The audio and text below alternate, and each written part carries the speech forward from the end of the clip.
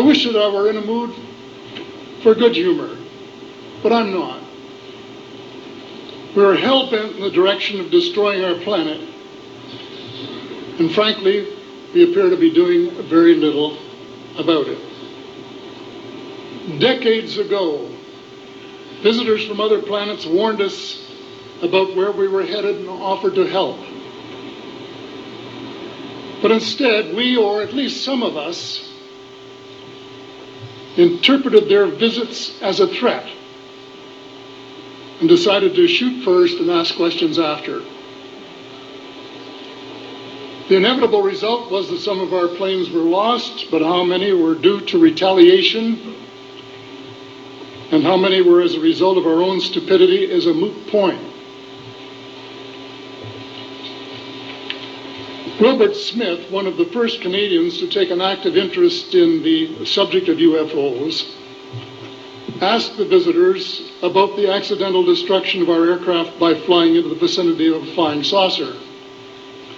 The response, and this is Wilbur's words, we were informed that although a few of our aircraft had come to an unfortunate end by what they considered the colossal stupidity of our pilots, they were now taking corrective measures to avoid our aircraft. I asked them, and this is still Smith, I asked them what happened, and they said, well, the fields around the saucers, in order to hold them up, in order to produce the gravity differential, the time field differentials, which were necessary to operate the ship. These sometimes produced field combinations which reduced the strength of materials to the point where they were no longer strong enough to carry the loads that the materials were expected to carry. Now, as we know, aircraft, particularly the military type, are built with a rather small factor of safety. And in these regions of reduced binding, the materials are no longer strong enough to carry the load, and the craft simply comes apart. And when I read that, I was reminded of the late, great soprano Lily Pons, who used to smash crystal goblets with her high C. She would direct the sound at them, and something in the sound waves would change the structure of the glass, and it would fly apart. Well, this didn't satisfy our military chiefs, who must have thought that it was more important to secure American nuclear superiority, even though using it would result in the annihilation of us all, than to take the hint and start moving the planet back from the brink of global disaster. They, the military, must have been and still are so paranoid that they feel it necessary to use the visitors' technology to fight them off, rather than welcome them as partners in development, though they may have seconded a few renegades to assist them in what can best be viewed as diabolical developments. Stephen has said that talking about UFOs is passé, and that we should be talking or limiting our talk to exopolitics. Well, Stephen, I agree with you in theory, but in reality we have a problem when official U.S. policy insists that UFOs don't exist. The veil of secrecy must be lifted, and it has to be lifted now, before it is too late.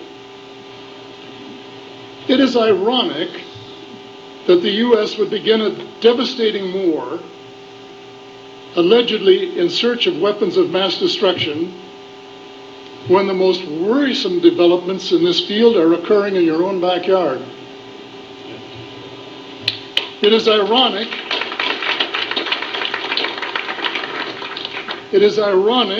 that the U.S. should be fighting monstrously expensive wars in Iraq and Afghanistan, allegedly to bring democracy to those two countries, when it itself can no longer legitimately claim to be called a democracy, when trillions, and I mean thousands of billions of dollars have been spent on projects about which both the Congress and the Commander-in-Chief have been kept deliberately in the dark.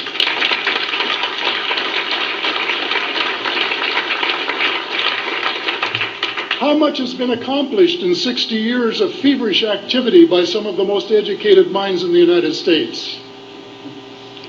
Has America developed flying saucers that are visually indistinguishable from the visitors, as alleged? And if so, what do they propose to do with them? Even more critical, what progress has been made in the development of clean energy sources that could conceivably replace fossil fuels and save the planet from becoming a veritable wasteland? Well, who has the answers? Someone does, but apparently they aren't telling either secretaries of defense or presidents because they don't have, quote, a need to know. In a story told by Dr. Stephen Greer, President Clinton was asked a question by White House reporter Sarah McClendon about why he didn't do something about disclosure. And Clinton replied, "Sarah, there's a government inside the government, and I don't control it." Excuse me, doesn't the Commander-in-Chief and the person who allegedly has their finger on the nuclear trigger have a right to know what his subordinates are doing? The people of the United States who have paid the bills have the right to know. The people of the world demand to know because it is our descendants too whose lives are in mortal danger.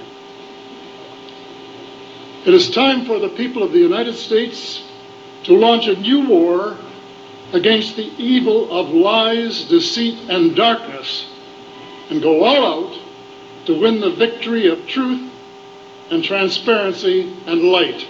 Thank you.